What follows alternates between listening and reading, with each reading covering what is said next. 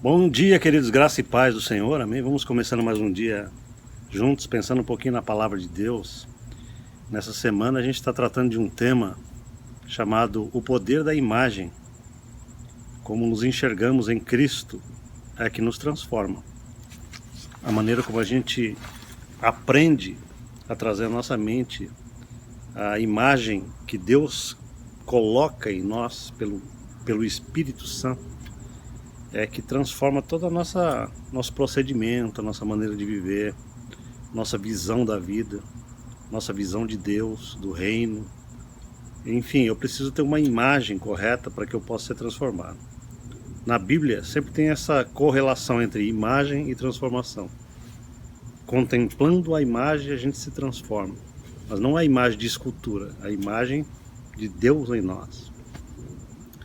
E esse assunto é muito poderoso, é um assunto que fala sobre a graça de Deus. O Evangelho da Graça tem que ter esse aspecto de Cristo em nós, né? Nós somos justificados pela fé, pela graça por meio da fé. Não somos justificados pelo nosso comportamento ou pelas nossas ações. Então fica muito difícil para muita gente entender como é que a gente pode ser considerado por Deus justo, independente das nossas ações, porque é isso que Paulo fala no livro de Romanos, especialmente no Evangelho de Romanos. Paulo fala que nós somos justificados diante de Deus, não pelas obras, não pelo comportamento, não porque somos bonzinhos, nem porque deixamos de fazer certas coisas, nada disso. Nós somos justificados porque Deus oferece gratuitamente a justiça do seu Filho para nós e a gente aceita isso pela fé como um dom. E tendo aceitado isso como um dom, Deus nos coloca numa posição de justos perante Ele. Deus então transforma o nosso espírito de uma vez por todas, imputando a justiça de Cristo a esse espírito. Agora isso é algo que, se compreendido, pode transformar radicalmente a nossa atitude, os nossos atos, as nossas ações.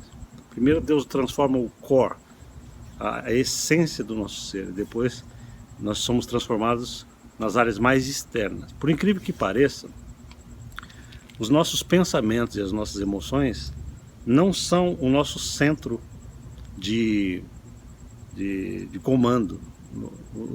O nosso pensamento e as nossas emoções são subproduto daquilo que a gente crê, daquilo que a gente acredita, daquilo que a gente passa pela nossa mentalidade. Mas a Bíblia chama isso de alma, né? A mente faz parte da alma, não do espírito, né? Embora o espírito tenha uma mente dele, a mente psicológica, que é essa mente racional, intelectual, ela precisa ser envolvida com a nova natureza que Deus produziu dentro de nós. Talvez você esteja ouvindo isso pela primeira vez e fale assim, não estou entendendo direito isso, como é que pode ser? Eu encorajo você a assistir o vídeo de ontem. Se você está assistindo pela primeira vez esse vídeo, assista o vídeo de ontem, porque como a gente trata de um tema, um assunto está ligado ao outro, né? Então se você não assistiu o vídeo de ontem, é fundamental que você pegue aí no YouTube, procura Full Grace, né, e você vai entender um pouco melhor esse assunto profundo da Escritura Sagrada. Ontem eu falei sobre existe 3 tipos de imagem, né? A imagem social, que é a imagem de como as pessoas nos enxergam. Existe a autoimagem, como nós nos enxergamos. Existe a imagem do alto, que é a imagem como Deus nos enxerga em Cristo, né?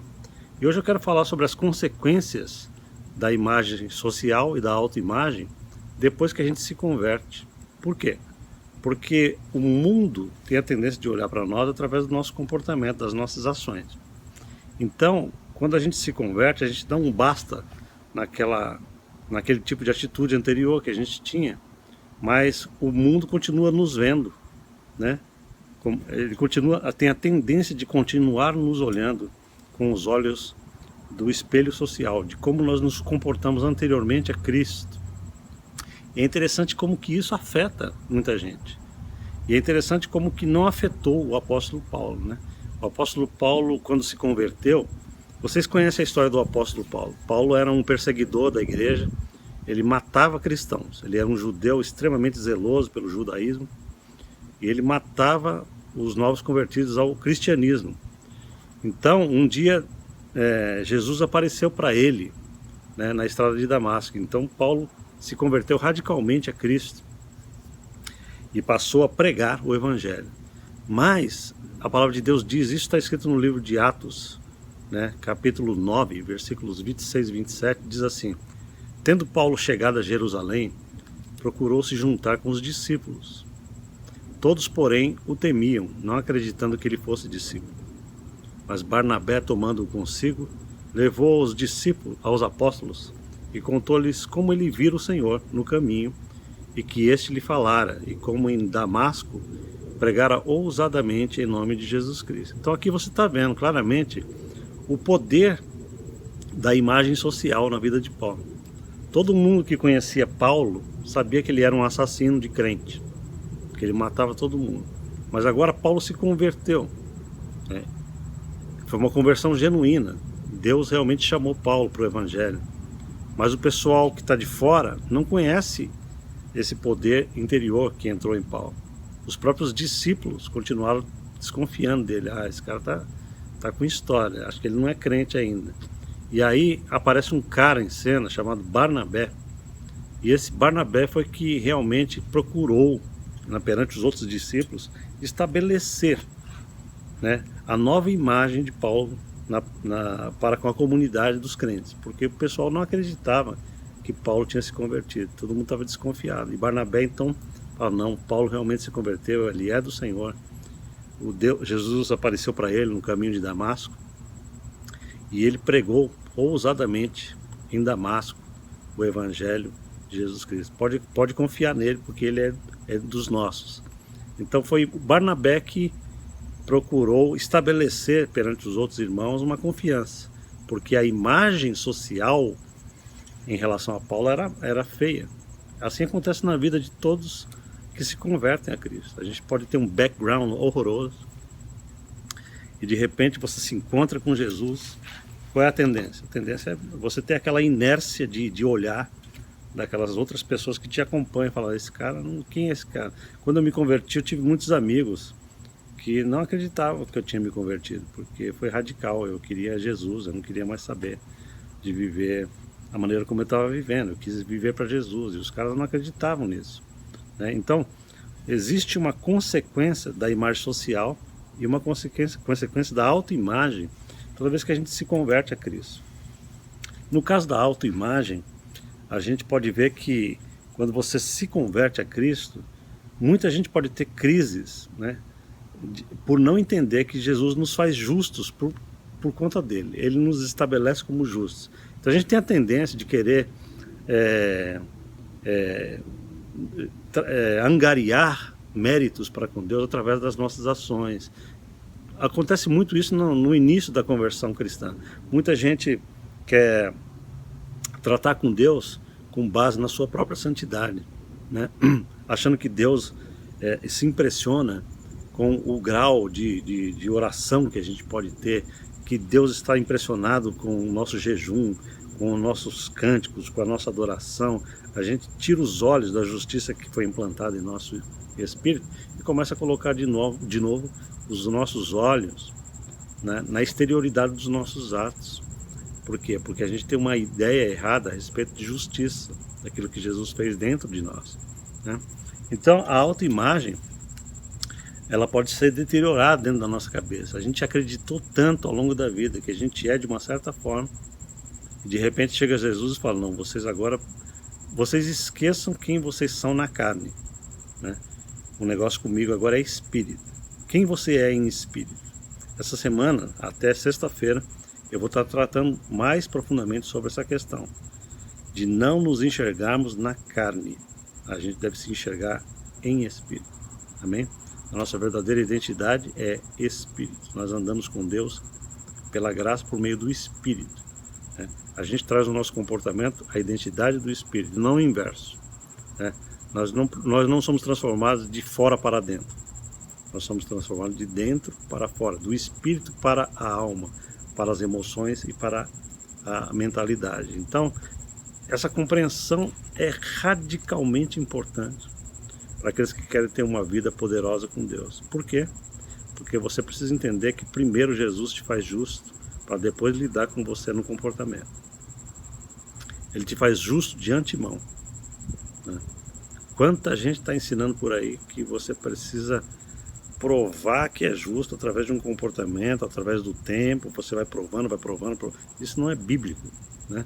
Isso é uma contrariedade ao evangelho genuíno da graça de Deus, que diz que Jesus, de uma vez por todas, nos faz justos, porque somos justificados pela fé e porque Ele transforma o nosso espírito de uma vez por todas.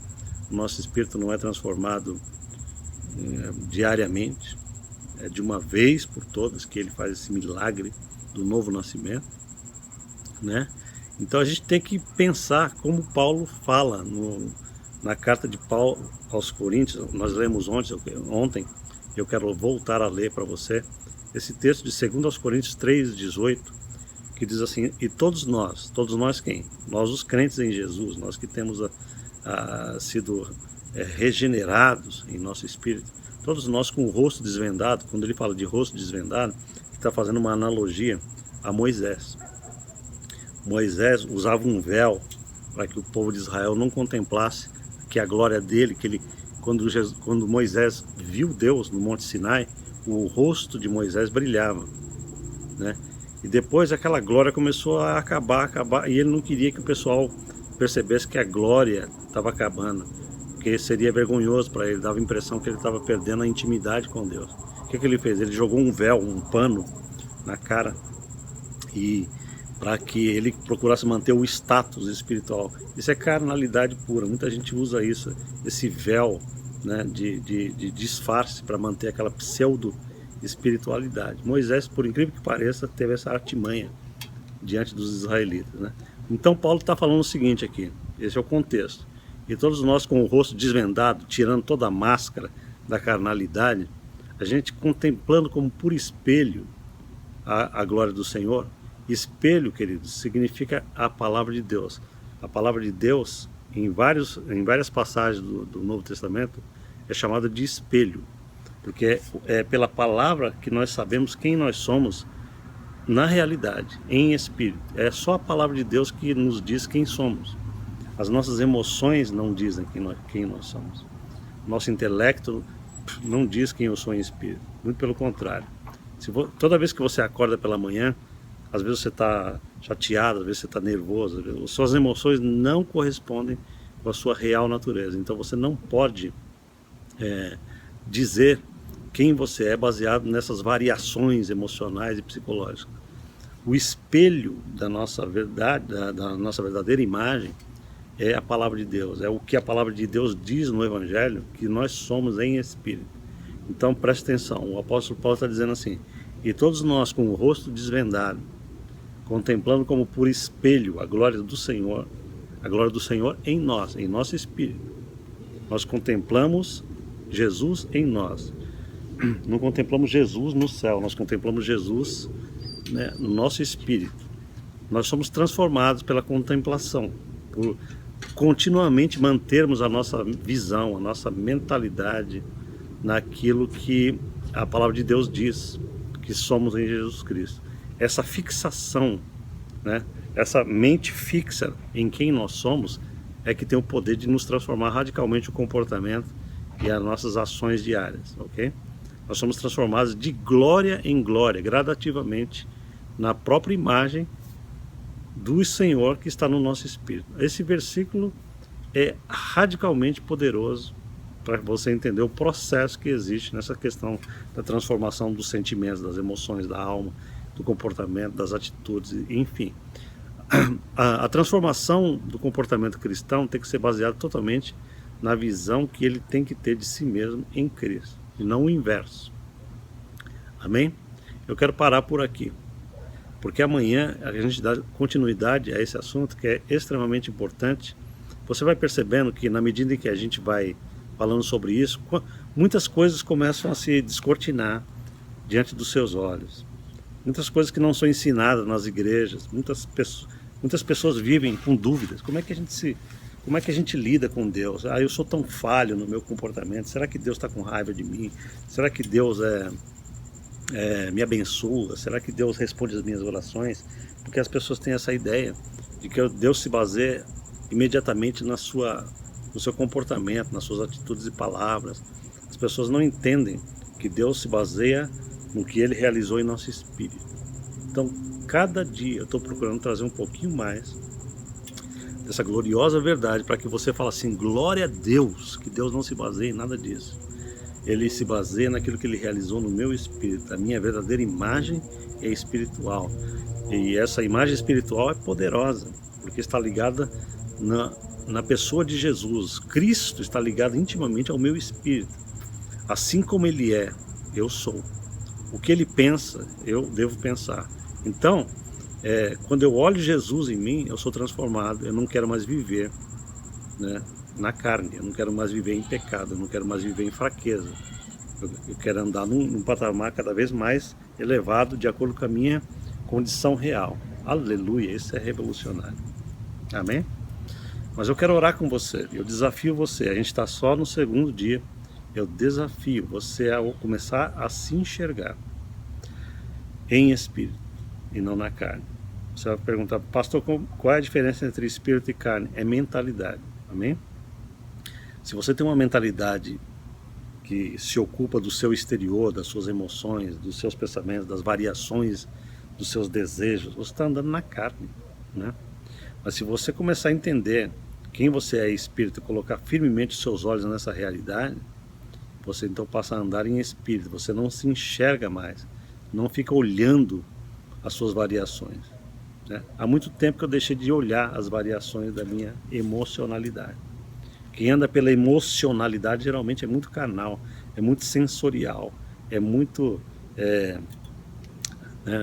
muito levado por instintos, por emoções, por sensações e por pensamentos, né? O espiritual não age assim. O espiritual tem a firmeza, a âncora. A palavra de Deus chama âncora do espírito, né? O espírito é a nossa âncora poderosa, é a nossa rocha de solidez, que faz com que a gente seja estabelecido com firmeza e não na volúpia, na variação da nossa emocionalidade desregrada, né? Vamos orar um pouquinho. Pai, em nome de Jesus, glória ao teu santo nome, porque o Senhor nos transformou radicalmente em espírito. Nós somos novas criaturas, totalmente novos. Nós somos teus filhos amados de verdade. E nós somos agradáveis a Ti, não por causa do nosso comportamento, nem por causa das nossas justiças pessoais, mas por causa da justiça do Teu Filho, que foi plantada dentro do nosso espírito. E isso pela Tua graça. O Senhor fez isso de graça e nós não podemos pagar de volta, porque não temos condições de pagar tamanha grandeza, tamanha salvação. Muito obrigado, Senhor. Eu peço que o Senhor ilumine os olhos de todos os meus irmãos que me acompanham todos os dias, porque esses assuntos são profundos. A gente precisa entender, a gente precisa esmiuçar isso para que a gente possa ter liberdade cada vez maior, né, no Evangelho. Nós não somos chamados, Senhor, para o pecado. Nós não temos essa tremenda liberdade para andarmos em uma vida frouxa, numa vida promíscua. Nós temos essa liberdade para sermos transformados radicalmente no nosso exterior, na nossa alma, no nosso pensamento. Pai, em nome de Jesus, muito obrigado por isso. Abençoe esse dia na vida dos meus irmãos, em Cristo Jesus. Amém? Deus te abençoe. E amanhã a gente fala um pouquinho mais sobre o poder da imagem. Amém, amém.